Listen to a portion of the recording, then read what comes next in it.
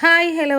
ഈ ആഴ്ച എന്തായാലും കുറച്ചധികം അവധികൾ കിട്ടിയിട്ടുണ്ടായിരുന്നു. എഡ്യൂക്കേഷണൽ സ്ട്രൈക്ക് ആയാലും ഭാരത് ബന്ദ് ആയാലും അങ്ങനെ കുറേ അവധികളൊക്കെ കിട്ടി. അങ്ങനെ ഒരു അവധി ദിവസം ഞങ്ങൾ ഉച്ചയ്ക്ക് ലഞ്ചെല്ലാം കഴിഞ്ഞിരുന്നപ്പോൾ പിള്ളേർക്കൊരാഗ്രഹം മഞ്ഞക്കുഞ്ഞെ കാണണം, മഞ്ഞക്കുഞ്ഞിൻ്റെ വീട്ടിലേക്ക് പോകാമെന്ന്. പോകുന്ന വഴിക്ക് വീട്ടിനടുത്തുള്ള ഒരു വീട്ടിൽ നിറയെ പുളിഞ്ചിക്ക പിടിച്ചിരിക്കുന്നുണ്ട്. പിന്നെ കുഞ്ഞ് പിഞ്ചായിരുന്നു കേട്ടോ. അത് കണ്ടുകൊണ്ട് ഓടിപ്പോയി പിച്ചി. ജാനുവിന് കിട്ടിയത് കയ്പ്പായിരുന്നു തോന്നുന്നു. അവൾ തുപ്പിക്കളഞ്ഞു. ബാലുവിന് പിന്നെ കയ്പ്പും പുളിപ്പും ഒന്നും ഒരു പ്രശ്നമേ ഇല്ല. അവൾ ചവച്ചരച്ചങ്ങ് കഴിച്ചു. അങ്ങനെ എല്ലാത്തിനെയും പറക്കി വണ്ടിയിലിട്ട് ഞങ്ങൾ നേരെ അങ്ങ് മഞ്ഞേരെ വീട്ടിൽ ചെന്നപ്പോൾ അവിടെ ലഞ്ച് കഴിക്കുന്ന സമയമായുള്ളൂ. അവൾക്ക് മുട്ട വറുത്തത്, മീൻ കറിയും നെത്തോലി ഫ്രൈയും അവൾ വെച്ച സ്പെഷ്യൽ ഡ്രസ്സാന്ന് പറഞ്ഞു. അങ്ങനെ ഞാനൊന്ന് കുടിച്ചു നോക്കി. കൊള്ളാൻ കേട്ടോ, ടേസ്റ്റ് ഉണ്ടായിരുന്നു. അങ്ങനെ ലഞ്ചെല്ലാം കഴിഞ്ഞ് കുറച്ച് നേരം അവിടെ വർത്താനമൊക്കെ പറഞ്ഞിരുന്നു. പിന്നെ പിള്ളേർ തമ്മിൽ കണ്ട അവർ കളിയായി, ബഹളമായി, അടിയായി, എന്നെന്ന് പറയുന്ന നാശകോലാഹലമായി.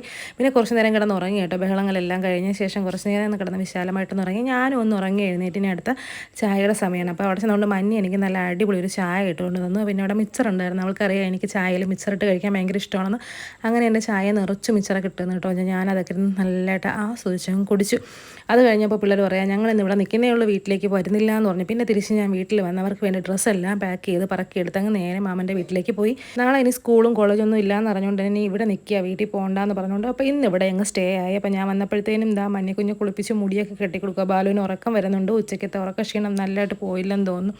അങ്ങനെ ഇങ്ങനെ ഇറുക്കി ഇറുക്കി കെട്ടുന്നതിന് ബാലയ്ക്ക് ഇഷ്ടം കേട്ടോ. മുടി ഫുൾ ബാക്കിലോട്ട് വലിച്ച് ഇറുക്കി കെട്ടണം, ഇല്ലെങ്കിൽ അവൾക്ക് ഇതം വരത്തില്ല. അങ്ങനെ കുളിയെല്ലാം കഴിഞ്ഞ് വെറുതെ ഇരുന്നപ്പോഴത്തേക്കാണ് എന്തെങ്കിലും കഴിക്കാനോ കുറിക്കാനോ ഉണ്ടെങ്കിൽ എന്നൊരു സജഷൻ പിള്ളേരുടെ വക. അപ്പോൾ പിന്നെ ഞങ്ങൾ എന്തായാലും ഒന്ന് നടത്തുമാകും, താഴെ കടയിൽ വരെ ഒന്ന് പോകാമെന്ന് കരുതി ഞങ്ങൾ 4 പേര് കൂടെ അങ്ങ് ഇറങ്ങി കടയിൽ പോയി കുറച്ച് സാധനങ്ങളൊക്കെ വാങ്ങാനായിട്ട് പോയിട്ടുണ്ടായിരുന്നു.